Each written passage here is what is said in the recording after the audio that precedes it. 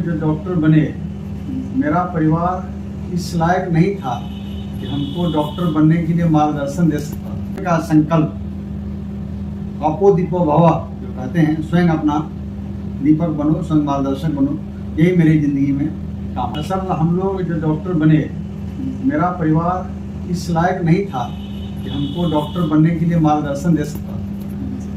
ये जैसे अकस्मात कोई बातें होती है, बच्चा पढ़ता है और परीक्षा देता है और सफल हो जाता है, वही तरह की घटना हम लोगों के लाइफ में हुई। मैं डॉक्टर को प्लान ढंग से नहीं बना, टीएलबी में पढ़ता था, यहाँ सब बच्चे डॉक्टरी का इम्तहान देते थे, मैं भी दिया और पहली बार में कंप्लीट कर लिया और यही डॉक्टर बनने का कारण हुआ। तो आपकी जिंदगी में ऐसा कौन मार्गदर्शक रहा है सर? हम लोगों का परिवार इस लायक नहीं था कि हमको आगे के ज़िंदगी के लिए कोई मार्गदर्शन दे सके। सभी लोग गरीब और मध्यम परिवार के थे। तो हम पीएनबी कॉलेज आए तो ये शिक्षण संस्थान ही हमारे लिए मार्गदर्शन का काम किया और स्वयं का संकल्प आपो दीपो भवा जो कहते हैं, स्वयं अपना दीपक बनो, स्वयं मार्गदर्शक बनो, यही मेरी ज़िंदगी में काम आया। जिंदगी में सर ने काफी संघर्ष किया। उस संघर्ष के दौर में होता है कि कभी आप संघर्ष जब कर रहे हैं और सफल रहे हैं तो काफी लोग आपका साथ छोड़ देते हैं। तो आज सर से जानेंगे कि वो कौन से लोग हैं जो इनके हर परिस्थिति में इनके साथ रहे हैं। सर बताइए। हमारा जो संघर्ष था वो राजनीतिक संघर्ष भी रहा और कई मायनों में सामाजिक संघर्ष भी था।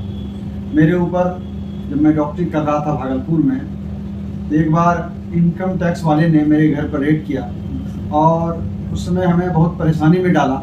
मेरे ऊपर एफआईआर भी हुआ और उस समय जो हमारे नज़दीक के लोग थे, परिवार के लोग थे, उन लोगों ने मेरा साथ दिया और उस समस्या से हम बाहर निकल गए। दूसरा जो आपने पूछा, जो पारिवारिक जो लोग हैं, परिवार के लोग ही हमारे साथ रहे। जैसे सर से आपने जाना कि आप किसी भी परिस्थिति में रहेंगे, लोग बाहर के लोग आपका कभी मदद नहीं करेंगे क्योंकि सबको किसी ना किसी चीज़ से मतलब ही रहता है। एक परिवार ही होते हैं जो हर परिस्थिति में आपके साथ रहते हैं। तो ऐसी और सी बातें जानेंगे सर से। मैं बता दूं कि मैं पहले ही बताई थी कि सर डॉक्टर हैं ही, उनके साथ एमएलसी भी है। तो सर से आज जानेंगे एमएलसी क्या है और इनसे और सी जुड़ी बातें जानेंगे। तो सर सबसे पहले ये बताइए कि एमएलसी होते क्या है? देखिए, बिहार में 2 हाउस है, विधायिका का 2 हाउस है। एक जो है वो विधानसभा है और एक विधान परिषद है। तो विधानसभा में वो डायरेक्ट चुन के जाते हैं जनता के द्वारा और विधान परिषद में कई तरह से उसका चयन होता है। तो मैं जो हूँ वो ग्रेजुएट लोगों ने हमें, उसी एरिया के ग्रेजुएट ने हमको चुनकर एमएलसी बनाया है। और भी तरह से बनते हैं एमएलसी, शिक्षक से बनते हैं, लोकल बॉडी से बनते हैं, या विधायक स्वयं चुनते हैं, या गवर्नर नॉमिनी बन के भी बनते हैं। इस तरह से कई तरीके से बनते हैं। जैसे आप जाने कि एमएलसी क्या होता है, तो सर से जानेंगे।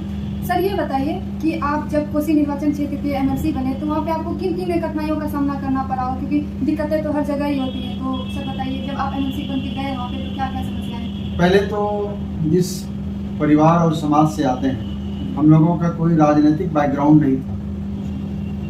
तो एक समस्या तो वहाँ आई कि हमें पब्लिक से डायरेक्ट पहली बार लोगों से मिलना हुआ और मैं अपनी इच्छा जाहिर किया कि मैं राजनीति करना चाहता हूं और आप लोगों का नेता बनना चाहता हूं। तो कुछ लोगों ने अच्छा रिस्पांस दिया। जो हमसे हमारे विरोधी लोग थे उन्होंने इसे मजाक के रूप में उड़ाया, लेकिन मैं अपने मिशन में लगा रहा और पहली बार में ही मैं एमएलसी का चुनाव पहला बार लड़ा और मैं सफल। डॉक्टर तो थे ही, आप ऐसे भी लोगों की सेवा कर ही रहे थे। तो राजनीति में आके आपको क्या, आप मतलब राजनीति में क्यों आना चाहे? आपको किस तरह का और सेवा लोगों को देना है? सर ये बताइए। डॉक्टरी सेवा जो है ना, ये एक सेवा है, लेकिन इसका जो दायरा सीमित है। जैसे मान लीजिए कि हम भागलपुर में डॉक्टरी करते हैं तो हम कितने लोगों को लाभान्वित कर सकते हैं? भागलपुर और आसपास के जिले को लाभान्वित कर सकते हैं। लेकिन राजनीतिक सेवा जो है ये बड़ी सेवा है, इससे आप पूरे प्रदेश और पूरे देश को लाभान्वित कर सकते हैं। तो आप बीजेपी को ही क्यों चुने? ऐसा कोई मतलब आपका स्पेसिफिक, आप एजुकेटेड हैं इतना, तो किसी भी पार्टी को आप चुनेंगे तो लोग जानना चाहेंगे कि इसकी क्या वजह रहेगी सर बीजेपी का जो एक मिशन है, राष्ट्र निर्माण का मिशन, और राष्ट्र निर्माण पढ़े लिखे लोगों से ही होगा। राष्ट्र निर्माण के लिए आदमी को दृढ़ संकल्पित होना होगा। तो इस तरह के लोग पहले से बीजेपी में थे, तो ही मेरे लिए प्रेरणादायक हुए कि नहीं, ये अच्छे लोग हैं, पढ़े लिखे लोग हैं, इसके पास कोई विजन है, इन लोगों से के साथ जुड़कर ही देश की सेवा की जा सकती है। आप एमएलसी जो हैं, तो आपने अभी तक किन किन मुद्दों पे काम किया है सर? देखिए, मैं ग्रेजुएट को रिप्रेजेंट करता हूँ, और ग्रेजुएट का मतलब होता है समाज का पढ़ा लिखा तबका।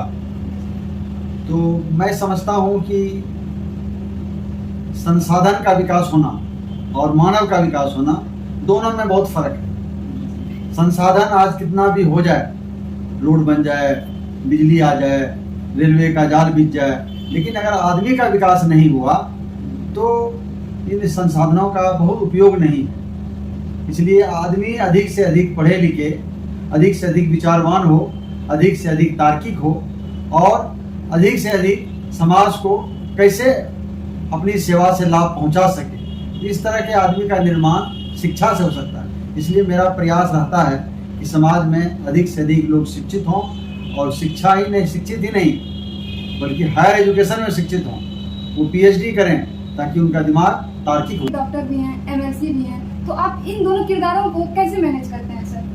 असल जो लोग इसको दूर से देखते हैं उसे ये दोनों प्रोफेशन अलग अलग लगता है, लेकिन चूंकि मैं इस पद पर हूँ तो दोनों प्रोफेशन मिला जुला। जैसे अगर आप डॉक्टर हैं तो आपको आदमी से मिलना होता है, उसकी समस्या जाननी होती है, और अगर आप राजनीति करते हैं तो भी आपको आदमी से मिलना होता है। तो दोनों का जो उद्देश्य है वो सेवा ही है, और अगर कोई डॉक्टरी सेवा के लिए आया हो तो बीच में अगर उसे राजनीति की बात कर लिया जाए तो कम समय में दोनों काम हो सकता है, और इसी को मैं अपना हथियार बना के काम करता हूँ। ऐसा मैं प्रैक्टिस करता हूँ और शहर में जाके प्रैक्टिस करता हूँ, परिवार के साथ रहता हूँ, बाल बच्चे सभी साथ रहते हैं, इसलिए ये सब परेशानी हमें कोई बड़ी बात नहीं रही मेरे लिए। आपको बहुत लोग प्यार करते हैं, आप इस मुकाम पे हैं, तो वो जानना चाहते हैं कि आपका दिनचर्या कैसा है सर? मैं सुबह से शाम तक अपने व्यवसाय में लगा रहता हूँ, और बीच बीच में जो 14 जिला है, 14 जिला से लोग आते हैं, उनसे मैं राजनीतिक रूप से भी जुड़ करके कोई बात कर लेता हूँ। और दूसरी बात यह है, जब शाम का टाइम होता है तो मैं अक्सर अपने क्षेत्र में रहता हूँ, जनता से मिलता हूँ। जनता के जो गांव ग्राम में कार्यक्रम होता है, चाहे वो शादी का कार्यक्रम हो, श्राद्ध का कार्यक्रम हो, या मान लीजिए कोई नाटक हो, या कोई संगोष्ठी हो, या कोई तरह का धार्मिक अनुष्ठान हो, सब में मैं जाता हूँ, और सभी अनुष्ठानों में जाता हूँ, चाहे वो हिंदू हो, मुसलमान हो, किसी तरह के लोगों में बिना भेदभाव के सारे लोगों से मिलना जुलना होता है। अपने मतलब फिटनेस को कैसे मेंटेन करते हैं सर?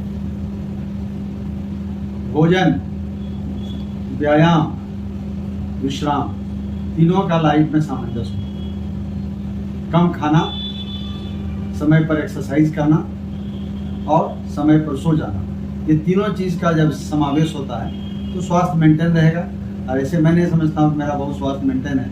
आप किस नज़रिए से देखते हैं